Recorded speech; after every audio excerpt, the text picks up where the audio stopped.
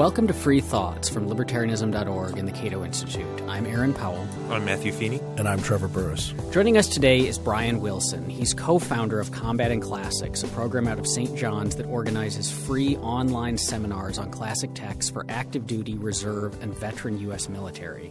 He's joining us today to discuss Plato's Apology. But Brian, let's maybe kick things off by having you tell us a bit about Combating Classics. Sure. Combating Classics is sponsored by St. John's College. It's an outreach program through St. John's. I'm a graduate of the Graduate Institute in Annapolis. And when I was kind of transitioning from student to alumnus, approached the dean of the college and just said, hey, what can I do for you guys? And they just really wanted to get kind of more involvement with the military. And we thought the best way to do that was just by what we do at St. John's, which is just Socratic dialogue and great books just with a military audience. And is it coming over pretty well? Are there any texts that you tend to focus on mostly in that, or is it pretty broad? Is it classic philosophy or plays or Greek and Roman or anything? Yeah, I mean, the degree from St. John's, right, is liberal arts. And so we study everything from Euclid to Newton to Aristophanes to Plato to basically the kind of classical liberal education. So we try to represent that as best we can with Combating Classics. We do probably do a little bit more history and philosophy, a little bit more Thucydides, a little bit more Herodotus, a little bit more Plato. But we try to get in a good amount of things that maybe somebody who's looking at the great books and is in the military has already started on. But for instance, our April and our March and April seminars are both Macbeth. So we'll be doing Shakespeare for those. But our February upcoming seminars on the Iliad. So we do kind of a martial theme to a certain extent, but it's a broad swath of classical literature that we use. Well, then I guess let's turn to our text. We chose today Plato's Apology, which is one that you've done seminars on. Yeah. So give us some background on it. So the Apology is Socrates on trial, right? He is apparently corrupted the youth. He is accused of being a heretic, of not believing in the gods. And this is Socrates' you would call lackluster defense of those charges, but also a robust defense of what it means to be an individual, to be able to stand up to the state, and what is the consequences of that for both the individual and the state. Why would you call the defense lackluster?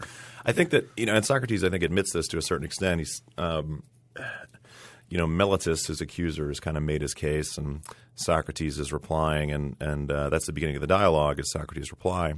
And, he says, what Meletus has said is, and the accusers at large is just not true, right? But it sways the jury, right? And it's obvious that it swayed the jury. And he says, I'm not going to do that. I'm not going to play this game. I'm just going to do what I do, which is seek truth, right? Examine virtue.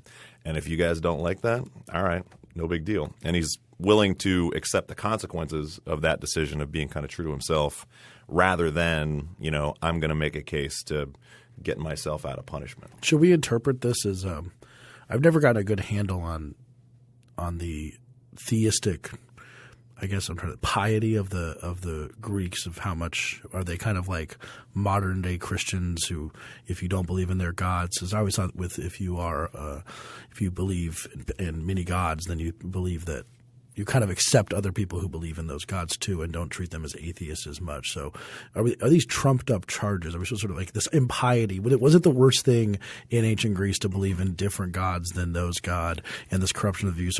Should we interpret them as trumped up charges? No, I think it's pretty clear that they are trumped up.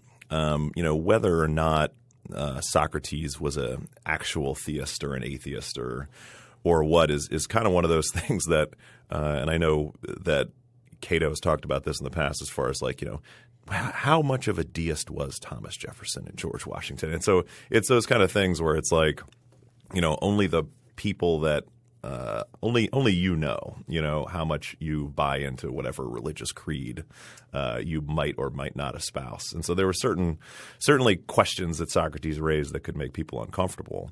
But there's no statement that I can think of in the entire kind of Platonic canon where he comes out and says, I don't believe any of this stuff, right? But it's the questioning that certainly kind of causes this accusation to get carried forward, and certainly swayed a decent amount of the jury. I think it's pretty clear he's not a straight up atheist. Yeah. Like he very obviously he defends himself along these lines by saying, look, I talk all the time and tell people all the time about demigods and demons and other things that assume the existence of gods. Does he mean like Hercules? Is that what he was like? Hercules a demigod? Yeah, he talks about the demigods. He talks about the offspring of gods and men, and I think you can. It's very much a Rorschach test, I think, for the reader, right? If you want to read that if you're an atheist reader approaching the text, then you can go, oh, he's messing with these guys. But if you're a theist reader, then you can go, no, he's trying to fit it into this theist doctrine that's part of the community, and he's just trying to play by those rules. And may or may not believe them. I mean, it's certainly the case. At least toward the end, I don't want to jump ahead too much, but that he postulates after death there are a couple of possibilities, and one is that it's just an eternal kind of sleep, and the other is, hey, I got to hang out with Homer and all these other guys. But he seems, and so at the beginning there's this question when he speaks to the oracle, and it seems like hard to believe someone not taking that seriously without some sort of theistic belief. If you really don't believe that the oracle was the voice of a god, then his walking around Athens trying to see if he could find someone wiser than him seems a little pointless. One final question I want to ask before we may open up a bag of worms here, but before we get fully into the text is this a history? I mean, your guess is as good as mine on that. I think that I always liked Christopher Hitchens' kind of description of Socrates versus Jesus. It's like it's not important if you're looking at Socrates whether or not he existed at all, right? You can take his teachings and you can take whatever you want out of that, right? And it's not important if he existed or didn't exist, or if this is what he said or didn't say. But it's a little different because in this one, I think one of two maybe of Plato's dialogues, Plato is supposed to be there, so maybe he was taking notes. So that it kind of brings that specter a little bit more. But I think this is complicated by – so we only have two accounts of Socrates' defense. We have Plato's and then we have Xenophon, who is another follower of Socrates. But then at the same time there's this – after Socrates' death, it was kind of a thing for writers to write their own versions of his defense. It was like just fan fiction. Which was also probably kind of like a Rorschach test. They all wrote it in the way that they saw Socrates. And so it's a little bit difficult. Like we have almost no texts.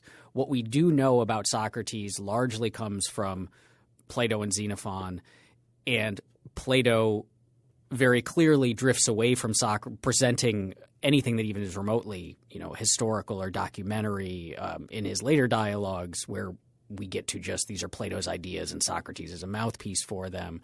There's the argument made that I think seems relatively persuasive to me that of the two apologies that we have, Plato's and Xenophon's, like Xenophon, well, a smart guy, was not a genius on the level of Plato.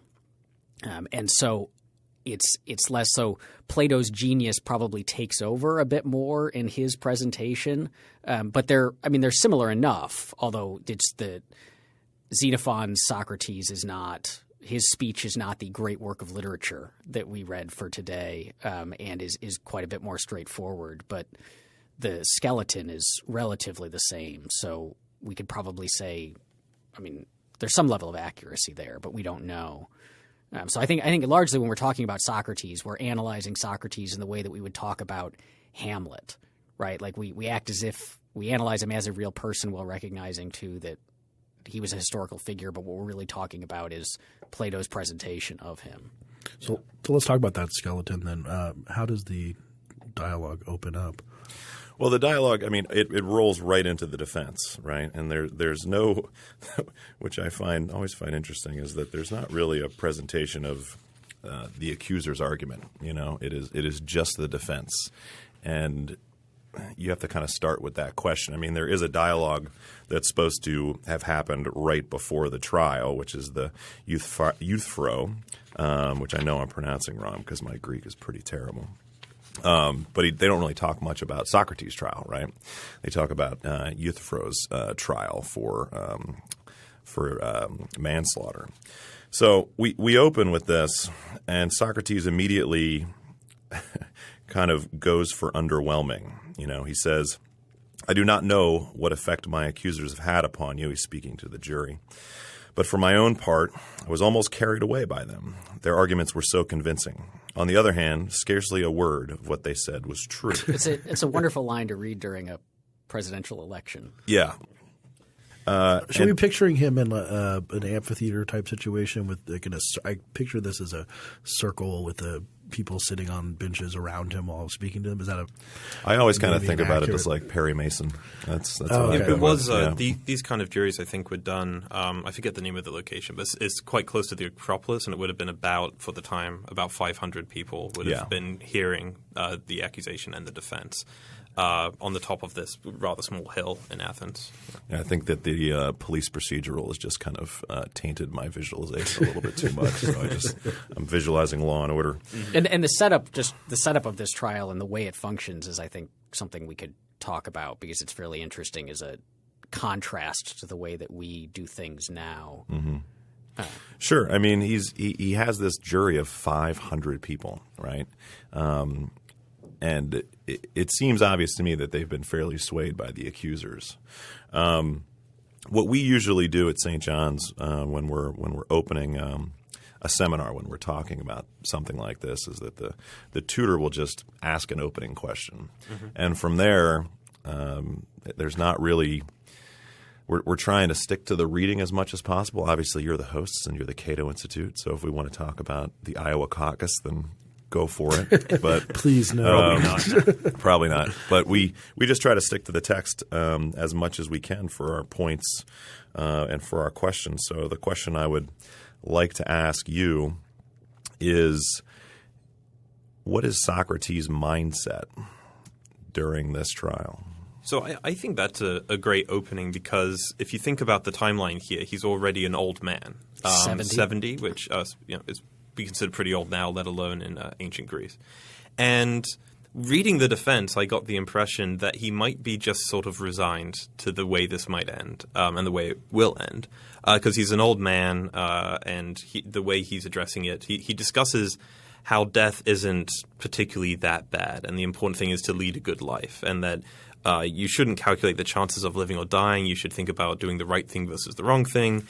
And maybe if I die, I'll be able to an eternal sleep or talk to people I admire and I can continue these conversations. So part of me thinks his mindset might be, well, I could be doomed, but at least I can go out in a great rhetorical flourish and make these people look a little silly. And I think he succeeds in doing that, especially with Meletus, that accuser. Well, I kind of agree with Matthew. I think also that I always read Socrates as so tongue-in-cheek, the way he spoke to people, that I kind of read the apology as him being kind of angry, and his righteousness against the accusing apparatus. And this is why I think it is a libertarian-ish text or something we can learn, just political philosophy about a person standing against a power who has the righteous position, which he discusses later on. And if you do think you have the righteous position, and that's the way Socrates does everything. Do you think he would never say it? He'd be like, he's like, what do you think? Socrates, do you have the righteous position? He's like, I don't know, sir. Do you think I have the righteous position? Are cows righteous? He would never say it, but he does think this. And now he's going to stand in front of the polis, which is a much more community-oriented type of concept than the current state, and then tell them basically like a pox on on both your houses or all of you. And that's so I see anger in it. Yeah, that was my reading more so than just resignation was the righteousness coming in because he tells us this story of the Oracle at Delphi saying that he's the wisest man alive and that he's basically built a career around trying to assess that because he doesn't think of himself as wise, but which of course I think he really does, but he just likes to think he's not. And it's because he recognizes his lack of wisdom that the oracle thinks he's the most wise. But to kind of test this, he goes around asking people who are presumed to be wise and testing their wisdom and always finding it lacking. And so he's got this other part where he goes in about the training of the horses, right, where he says, you wouldn't – when you want to break a horse, you call in an expert. You don't just have like everyone break the horse because that's not going to work. And that seems to be a dig against this system. And so I read this as look, I've been going around showing all of you up. And now you've done this dumb thing where you're putting me on trial. And so it's not just that I'm kind of resigned to my fate and I don't really think that living over 70 would be all that awesome anyway and death isn't something to worry about, but also that – I'm going to prove like my last act will be proving that I was right all along by showing the complete lack of wisdom of all of you. And that seems to be because he's constantly provoking them. This isn't just like a lackluster defense. This is like, come and get me. Right. And so even when he's given like every opportunity, and we get that in the follow-up dialogue, the credo, where he's given the opportunity after he's been convicted to run away and he just doesn't take it. Like at every step, he seems to want them to kill him, even when, they've declared him guilty and he offers up these basically absurd alternative sentences that he knows they're going to reject. He seems angry and he seems like he wants to demonstrate the foolishness of the people of Athens. Yeah, I mean, I like the idea of anger just because, right at 28, he kind of has a external, internal dialogue and it says, but perhaps someone will say, do you feel no compunction, Socrates, in having followed a line of action which puts you in danger of the death penalty? I might fairly reply to him, you are mistaken, my friend, if you think that a man who is worth anything ought to spend his time weighing up the prospects of life and death. And he gives the example of Achilles, right? Which we have this, whole book of Homer about, and the first word of that is menace, right? Rage, and it's sing o muse of the rage of Achilles.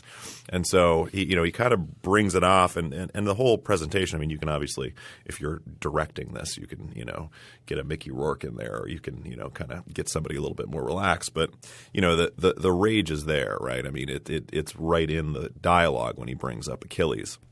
But what's interesting to me is that, he says right there, the idea of even questioning that, right? The idea of, thinking about that is – but that's what Achilles did for, half the book. And so I feel like there's kind of maybe a duality there of he's saying it's wrong, but he might also be implying that there's a certain bit of human nature in wanting to spare yourself. Do any of you feel like Socrates tries at any point to kind of at least give himself some breathing room in the dialogue to maybe, convince the jury I'm not as big a threat as you think I am? I think that he certainly does make fools of the accusers and make the charges sound ridiculous. But I think as Aaron alluded to earlier, after the vote where he's found guilty, but not by a particularly large margin, and Socrates says, well, I'm glad that you didn't that I got some support here, but then goes on to propose that they give him a pension or that they that some comparatively meager fine be imposed. And he must have known that would lose him what support he probably did have. And then instead of a sort of sensible negotiation or proposal, he's sentenced to death. And I think that that's quite telling. Well, I think that he does try to some extent, but at the beginning he mentions Aristophanes the clouds, which kind of parodies Socrates. But he seems like a guy who believes that popular opinion is of one thing about him. Like if you imagine a star today and everyone thinks that like there's some sort of rumor about someone and that there's really nothing he can do to change this, especially because I do think that he believes that most people are stupid.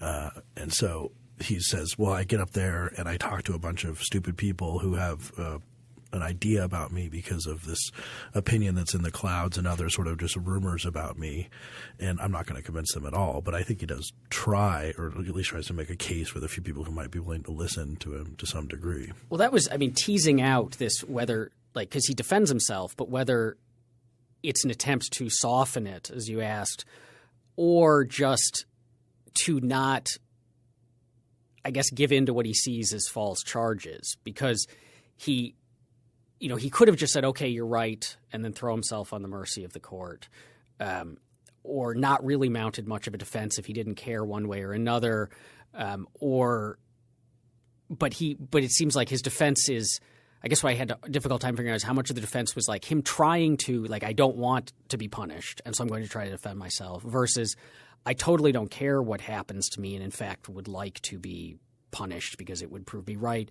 But I can't stand by, and because he talks about how much what ultimately matters is not wealth, it's not prestige, it's the kind of person you are, it's your principles.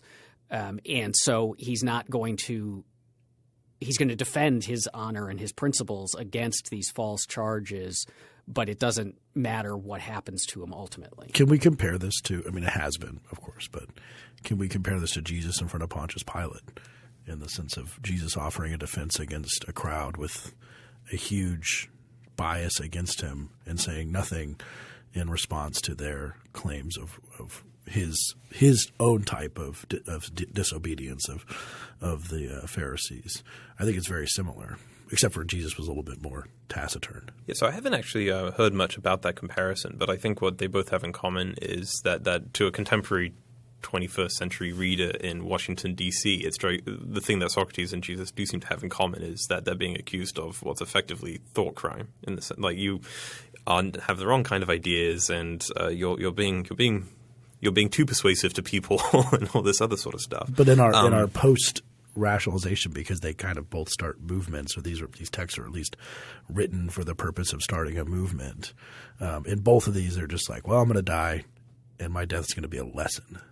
I mean, it's a really big lesson for Jesus, but they just sort of resign themselves to the fate, and so we see a trial, which again has a righteousness of standing against the power that is arrayed against you. Yeah, and it is the case that Socrates does say, I think, at the end, something like, look, you're going to think yourself a little silly, and I think he's been proven right.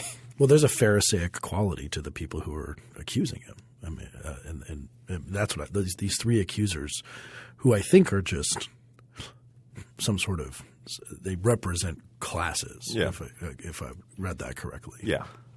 I mean, the way that I kind of tie this in more is I feel like that Plato – I mean, obviously this is an important part of the canon, right, of the Platonic canon, an important part of Socrates. I don't know if you need it, you know? Like you need – the Pontius Pilate story to have a serious impact on Christianity. I don't know if you need the apology to make Socrates understood, but it is important. But I would compare it more to something like Kafka's The Trial, something like Orwell, something like Eileen Chang's Naked Earth, where it's you're against the state, right? And and Socrates lays it out, right? He says very specifically around 31c, he basically says, I don't mess with the state because I know what's going to happen, right? The last part of 31c, the true champion of justice, if he intends to survive even for a short time, must necessarily confine himself to private life and leave politics alone, right? So and he's tried to go out of his way to do this, but the state doesn't care, right? The state, just by questioning any aspect of its doctrine, is going to get insulted, right? I like how he keeps bringing up how he makes no money. There's a lot of things that as a lawyer, there's a lot of things in the world where the state can't get you until you're making money off of it. They don't have any jurisdiction over you until you're making money off of it. So he's like, hey, I'm just doing this, my own private life. Private's private. Yeah. Well, and the thing is that this is the only two things that they could threaten, right, was first saying you can't do this anymore, right? And it was important for him to be able to do it, and in Athens. And then the only other thing was his life, right?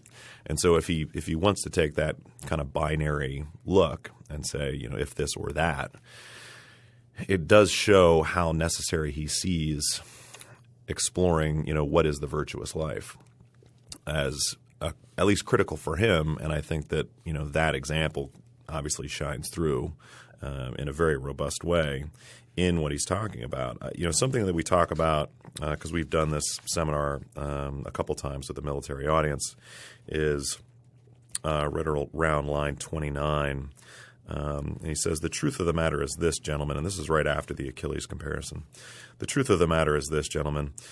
Where a man has once taken up his stand, either because it seems best to him or in obedience to his orders, there I believe he is bound to remain and face the danger, taking no account of death or anything else before dishonor. This being so, it would be shocking. It would be a shocking inconsistency on my part, gentlemen, if when the officers whom you chose to command me assigned me my position at Potidaea and Amphipolis and in Delium, I remained at my post like anyone else and faced death. And yet afterwards, when God appointed me, as I supposed and believed, to the duty of leading the philosophic life, examining myself and others, I were then through fear of death or any other danger to desert my post. And so, well, that's like super fiery, uppy for like libertarians. You have to wonder how effective that is. How effective is that analogy to you as readers? How effective potentially is that for a military reader? It certainly puts, I think a lot of military readers kind of on the horns of a dilemma. There is this idea of death before dishonor. Why is Socrates so set on, either not teaching philosophy as more dishonorable than death?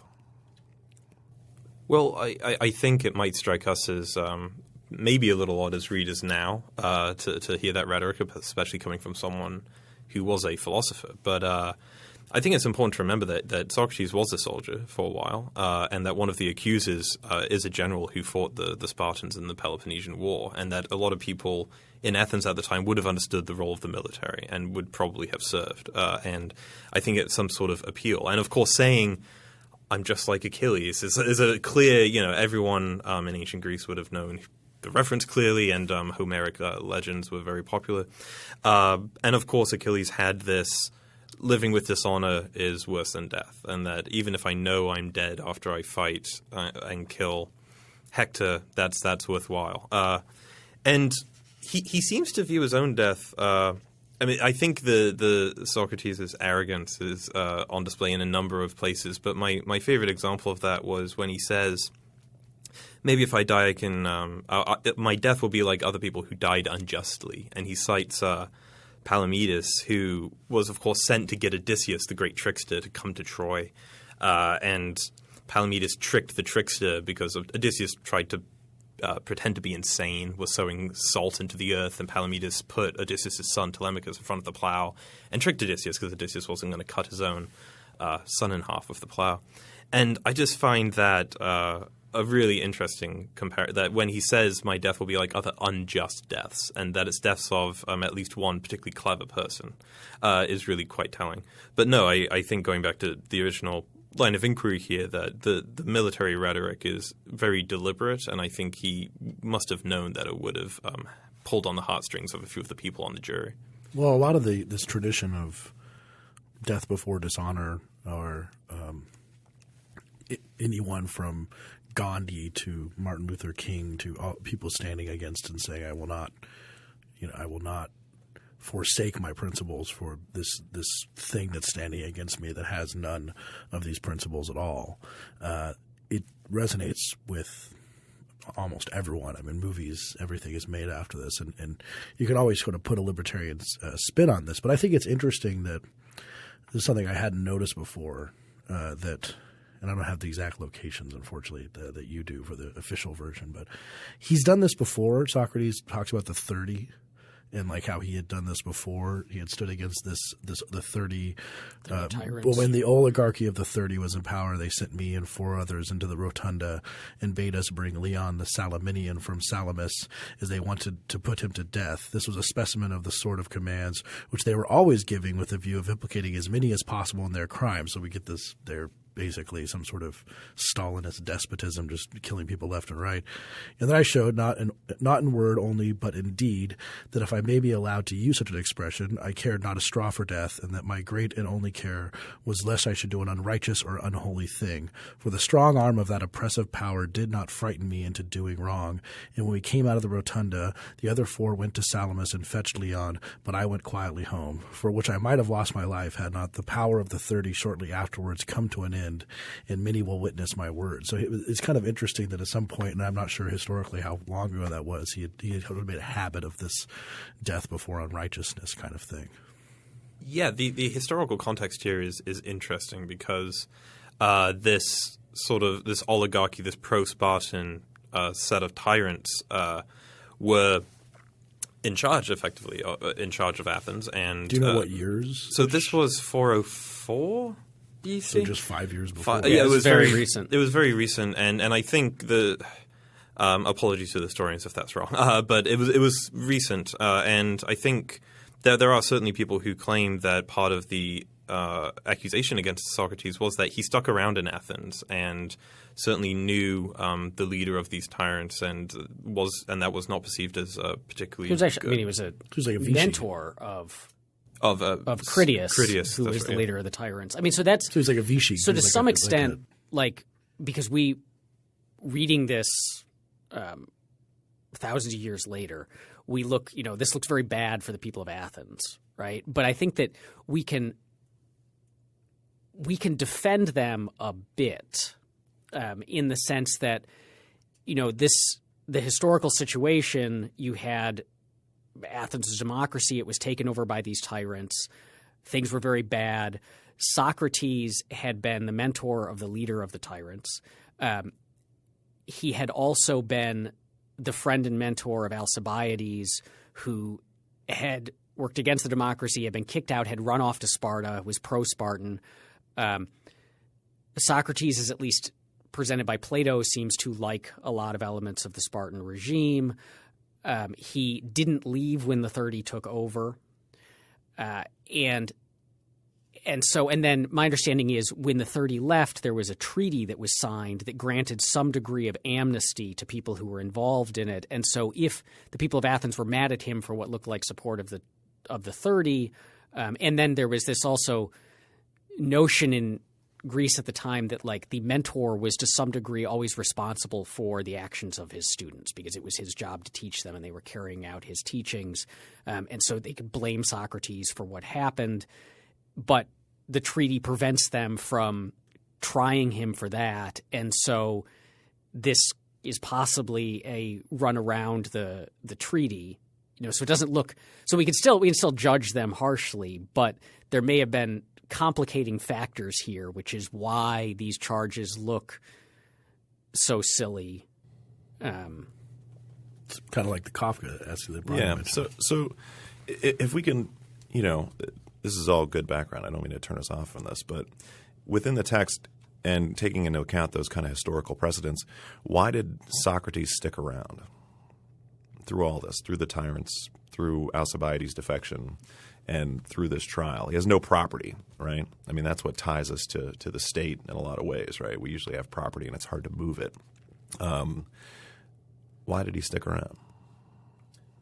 Righteousness again, I'm going to say. I don't know. I think he's an old man. He might just not be up for this political uncertainty and going into fleeing Athens.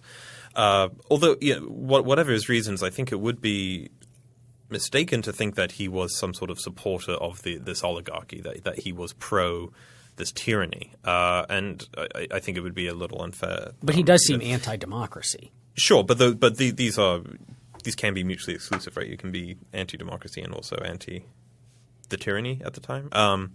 So yeah, that's a good, I think, historical question. I don't know. I don't know if anyone knows. I mean, he gives reasons. This is on the next text, so I won't. But he does give some reasons for sticking around in the Credo, which is when his followers show up while he's in jail waiting execution and say, look, we can get you out of here. It'll be easy. We just bribe the guards. Kind of everyone's expecting you to do it. Like El Chapo, yeah.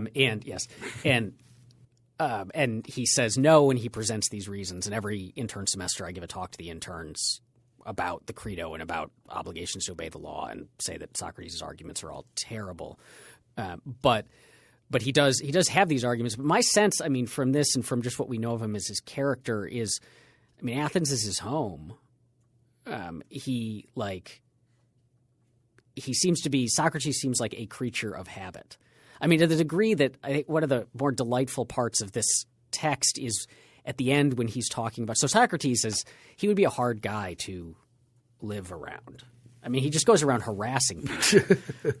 He'd be a horrible next-door neighbor. He's a pain in the ass. He'd be like a Jehovah's Witness next-door neighbor that just never stopped knocking on your door. He's a historically epic pain in the ass. Yeah. And then he doesn't – when he's talking about death at the end, and he's like, death is nothing to fear because on the one hand it might be oblivion, which he then says is which is a really good night's sleep. Or there's an afterlife, and in the afterlife, I can go and harass all of those people too. And you can imagine all of these like great Greek heroes looking down from the afterlife and just saying, "Please don't kill him, please don't kill him." But he just seems to be like he just knows this way of life. This is what he does, and that's my reading of, to a large extent, why he doesn't leave. There's the principal reason, like he doesn't think he should have to, but he just this is what he knows. This is his home. This is what he's been doing for years. Your comment about being anti-democracy, but before the passage I read about the 30, he seems to call that the days of the democracy. And again, I don't know how much he supports it, but he says right before the part I led, when I made up my mind that I would run the risk having law and justice with me rather than take part in your injustice because I feared imprisonment and death. This happened in the days of the democracy, but when the oligarchy of the 30, So does that sound to you also like he's saying that was the same time as the 30, the democracy? That was unclear to me, but he is pretty anti-democratic. I think that's quite clear. I wanted this question of the orders and what sort of orders he is to obey and the death before dishonor. I want to tease that out a bit from this libertarian perspective because it is – I mean it's a fairly radical notion, right? And especially in the context of military people that there are principles that he thinks were knowable via philosophy, principles of honor, principles of justice, and that those trump the state.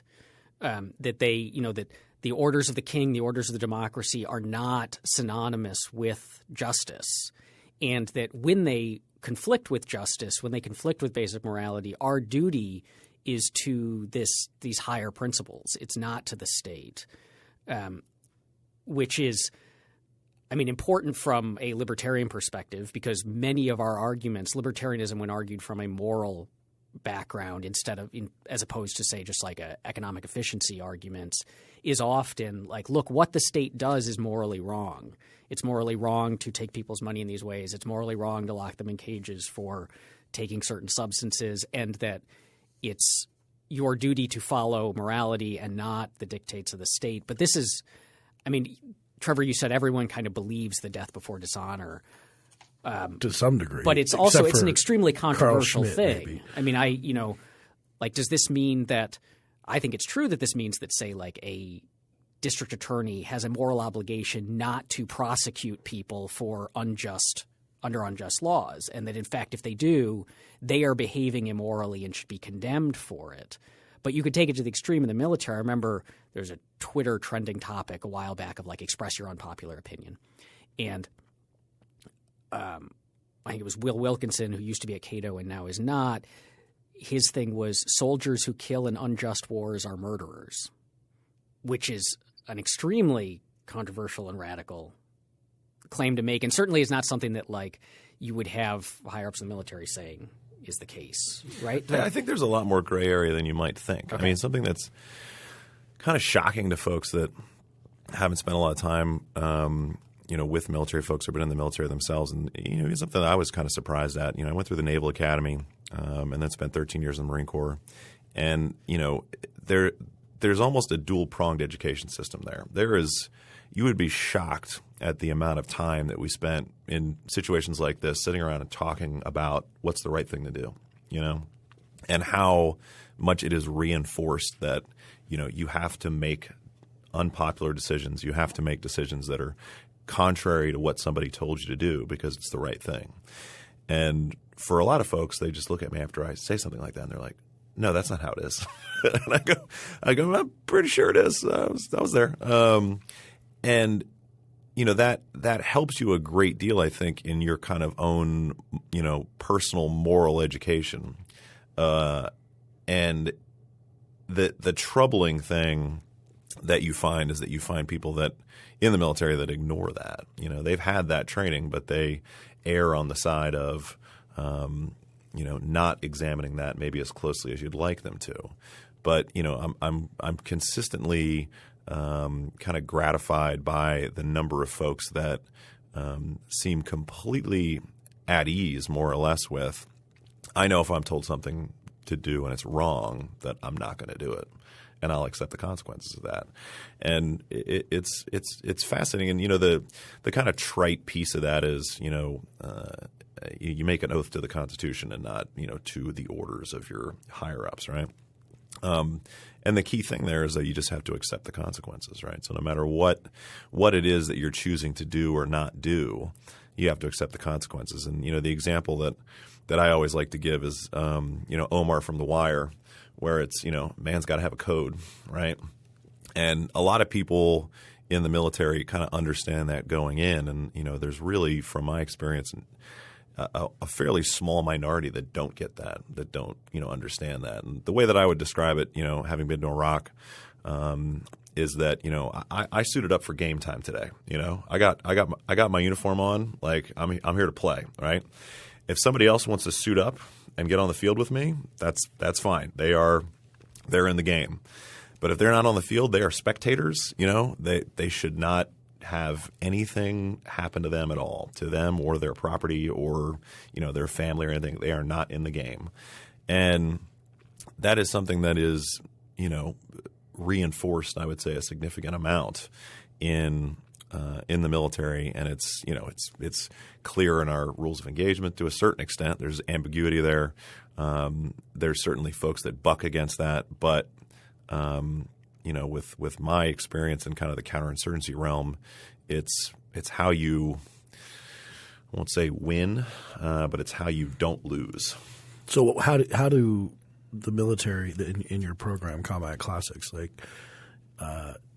you probably talk about this in regards to apology. Yeah.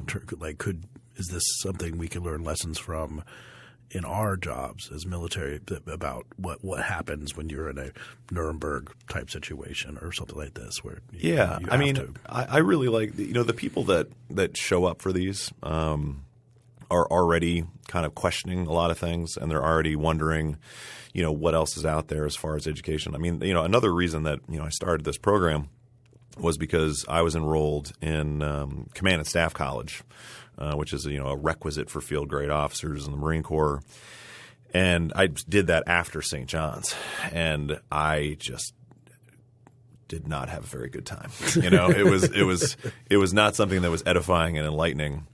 When I'm in Annapolis or in these online seminars, there are these moments of tremendous joy in reading these kind of limitless works, and just talking with other people, and having them help me learn in the Socratic fashion what this means. Is it logical? Does it make sense? And does it represent human nature? And if not, where are the flaws? And picking those things apart is something I think that a lot of military audience want to do to a greater degree, because too often it is it is a Nuremberg example. It is Lieutenant Calley and My Lai. Those are the examples that are drawn out. And so I think that our type of audience wants something like Socrates' Apology, where it's like it's not 100% clear, because was the state right in doing this is another question. Do they have the power to do this? Is it within their purview to do something like this? Was Socrates a threat to the state, and does the state have a moral obligation to act against those kind of threats? And while I'd love any of your feedback on any of those questions, because that's what I do. Well, that was part of my question too, and I thought you guys would have more these accusers, because I wanted to try and get a grip on what the state is in this, because it is not totally analogous to what we would call post-Weberian, post-Westphalian Weberian definition of a state. But these accusers, if they're real, if they were even real people, which is probably a silly question, but they seem to just represent classes of Athenian society, and he calls all of them idiots, basically. I mean, as Aaron mentioned, like Socrates went around and was trying to figure out if anyone was wise, and he said all these people are really smart, but they're all not wise at all. Well, so they're just take this standing opportunity in. to. There's a wonderful. I love this line. Where he's talking about his attempt to go and find people who are wise, and he talks about looking at artists and poets, and he says poets are by far the worst because they think that they are wise, but they totally aren't, which is interesting in light of how much he and everyone else cites Homer and other poets as authorities. But he says he's talking about why they might overestimate their wisdom, and so he says because he's someone who is, say, a very good poet or a very good artist, because he excelled in the practice of his art, he thought he was very wise in other most important matters, and this mistake of theirs obscured the wisdom that they really possessed. And that explains so much of human behavior and political opinions and Washington, and it's why there's no topic under the sun that Paul Krugman won't write about. Right? Yeah, right. Or Aaron's big thing about people who have some knowledge of tech, therefore have large knowledge of how to reorganize healthcare. Yeah, or I went to a dinner with a Nobel laureate who had in economics and had done work on a fairly narrow field in economics, and then received his Nobel Prize, and then wrote a book about basically the decline of America and American culture, and it was everything that's wrong with basically the kids these days. And it was very clear after listening to him talk that his real problem was he just didn't understand what the internet was, and he didn't understand what, like, he had his tastes, and he liked classical music, and so rock and roll was a decline, and he liked Baroque art, and so graffiti artists were an example of the end of Western civilization. And so it was this, like, he thought, I've been awarded this prize. There's no prize that says you are wise more than the Nobel Prize, right? But it was for this narrow thing, and he was very good in that line of his art, but he thought that represented wisdom everywhere else. And this seems to be a very Paul Krugman being another Nobel laureate who thinks he knows everything about everything. So I mean, on that, going off that, with these critics who represent these different classes of Athenian society, or at least that's the way I read it, who are all called idiots by Socrates and I would say by Plato. And I mean, at this point in Athenian society, is a kind of a democracy, and so there's a huge condemnation of the way that society and the state is currently made up and the kind of idiots who run it. Which again, I have to go back to it, but again, is very similar to Jesus in the trial, because a huge part of the gospel writer's intention was to lambast the Jews who, quote unquote, killed Jesus, and the Pharisees and the Sadducees, these different groups that were just bad. And so, like, there's a subtext there in the Gospels. And here we can read Plato's condemnation of everything about it. And then we know from the Republic what he really thinks a good society looks like, and it's not very similar to what the one that killed Socrates. Yeah, I mean, I think that for me this – and it might be self-congratulatory, right? But, as libertarians we say, I don't know how to live your life. I don't know what you should do with your property. I just know that you shouldn't hurt me, and you probably shouldn't hurt other people too. But a lot of that's none of my business.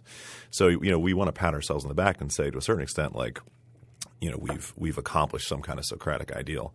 I don't know how well we hew to that too much, because I think that our instincts are like, most humans' instincts of wanting to get involved in things that we potentially shouldn't. But it also causes me having, because we think we kind of figured it out, right? We think we got, it's property, right? It's property. It's libertarians. Yeah, it's voluntary interaction. It's we've got these principles.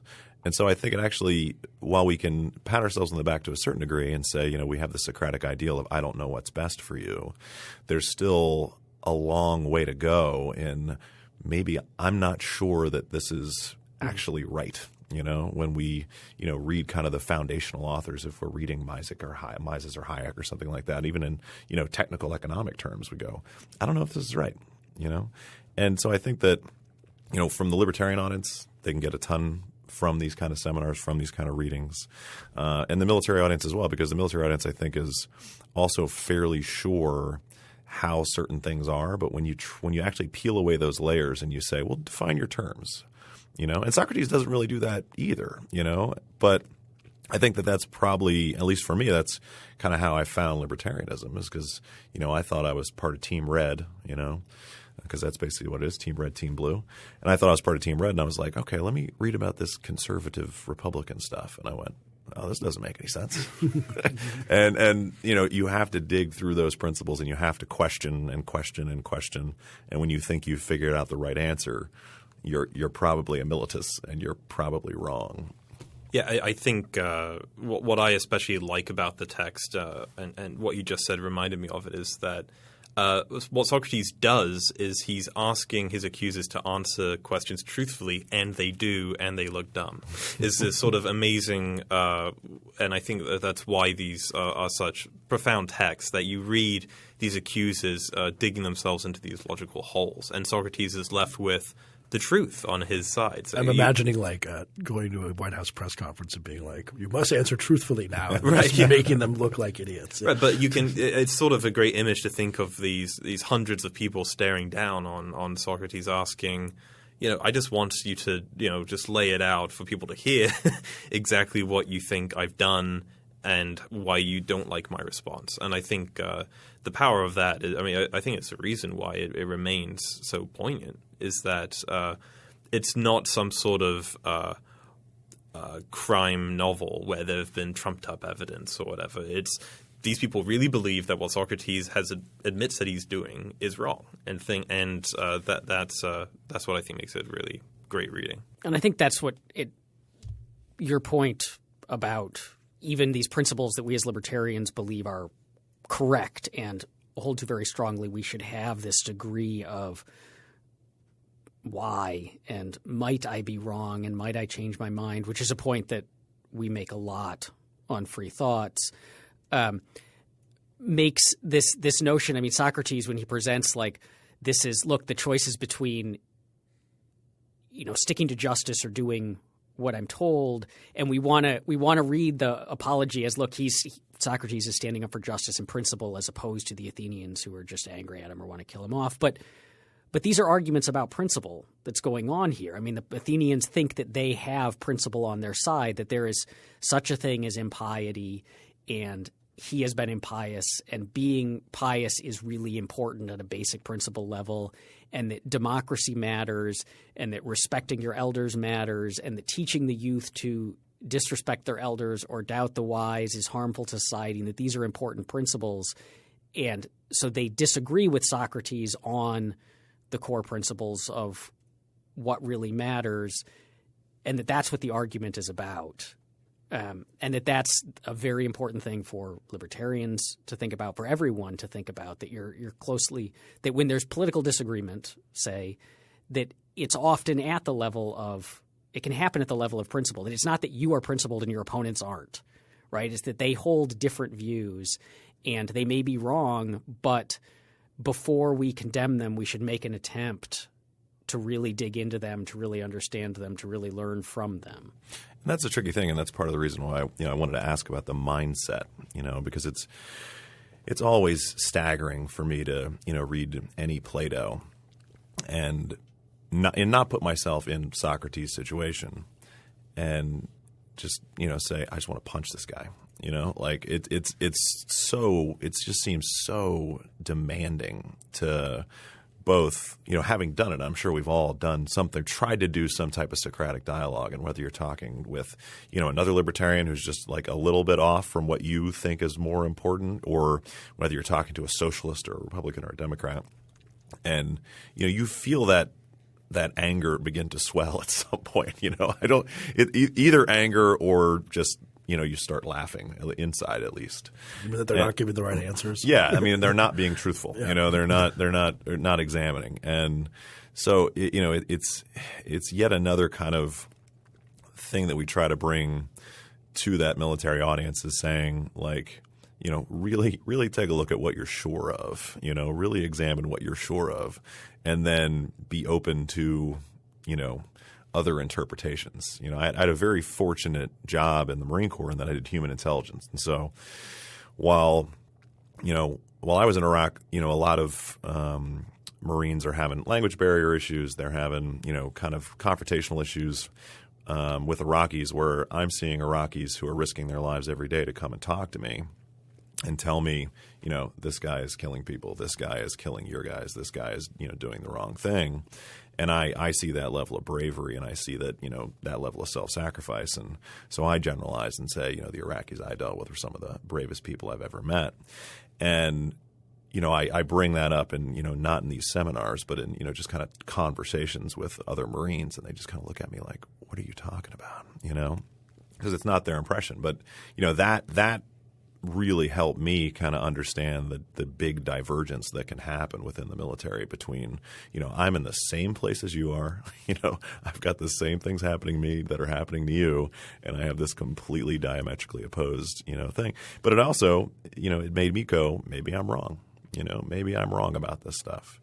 And I think that's, you know, very helpful for that military audience to kind of be able to, you know, if they can't do it in a situation like that, at least do it through the lens of Socrates and say, you know, what am I more certain about, and what am I less certain? And maybe I should take a look at those.